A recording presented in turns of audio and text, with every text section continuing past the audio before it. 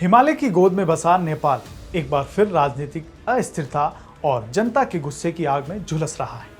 हाल ही में प्रधानमंत्री केपी शर्मा ओली के इस्तीफे और देशव्यापी हिंसक प्रदर्शनों ने इस बात की पुष्टि कर दी है कि पिछले 17 वर्षों में 14 सरकारों के बावजूद राजनीतिक अवसरवाद और भ्रष्टाचार ने लोकतंत्र को एक तमाशा बना दिया है। आज का यह विद्रोह सिर्फ सोशल मीडिया पर लगाए गए प्रतिबंध का परिणाम नहीं है।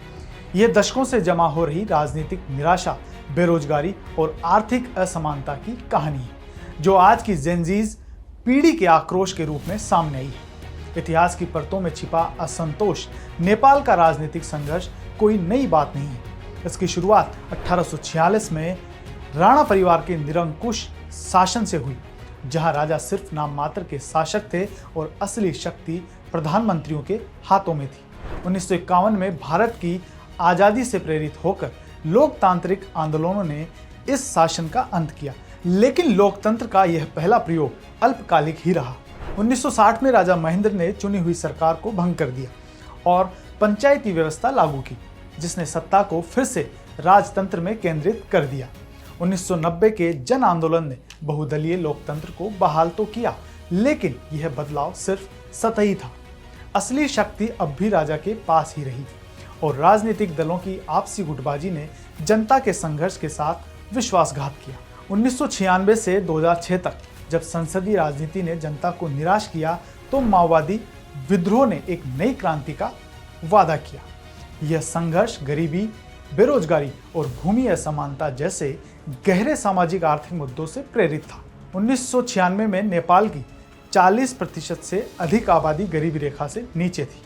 80% आबादी कृषि पर निर्भर थी, लेकिन 47% गरीब किसानों के पास केवल 15% कृषि योग्य भूमि थी।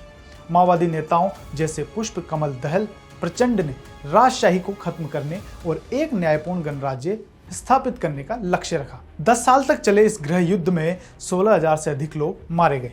2001 में हुए राजमहल हत्याकांड ने राजशाही की वैधता को गहरा आघात पहुंचाया। राजा ज्ञानेंद्र के प्रत्यक्ष शासन के बाद 2006 में एक और जन आंदोलन ने माओवादियों और 7 दलीय गठबंधन को एक साथ ला खड़ा किया, जिसने आखिरकार 2008 में 240 साल पुरानी राजशाही का अंत कर दिया। राजशाही के अंत के बाद जनता को उम्मीद थी कि अब देश में स्थिरता आएगी और विकास होगा। माओवादी नेता सत्ता में आए, लेकिन वे भी उसी संसदीय राजनीति के दलदल में फंस गए जिसे वे उखाड़ने आए थे। पिछले 17 वर्षों में 14 बार प्रधानमंत्री बदले गए, जिसने अर्थव्यवस्था को कमजोर किया और जनता का भरोसा तोड़ दिया।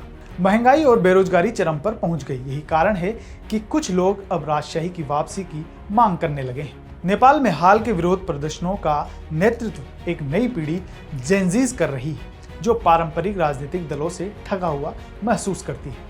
वे सोशल मीडिया पर प्रतिबंध के खिलाफ एक शांतिपूर्ण विरोध के रूप में सड़कों पर आए थे, लेकिन यह जल्द ही भ्रष्टाचार और राजनीतिक परिवारवाद के खिलाफ एक हिंसक आंदोलन में बदल गया। प्रदर्शनकारियों ने नेताओं के घरों और सरकारी इमारतों पर हमला किया। राजनीतिक जानकारों का मानना है कि इस आंदोलन पर श्रीलंका और बांग्लादेश में हुए युवा आंदोलनों का प्रभाव है, जहां युवा सत्ता परिवर्तन करने में सफल रहे थे। नेपाल में अब सवाल यह है कि क्या यह नई पीढ़ी इतिहास के उस चक्र को तोड़ पाएगी, या फिर नेपाल एक बार फिर एक नए लेकिन अधूरे वादे की तलाश में भटकता रहेगा।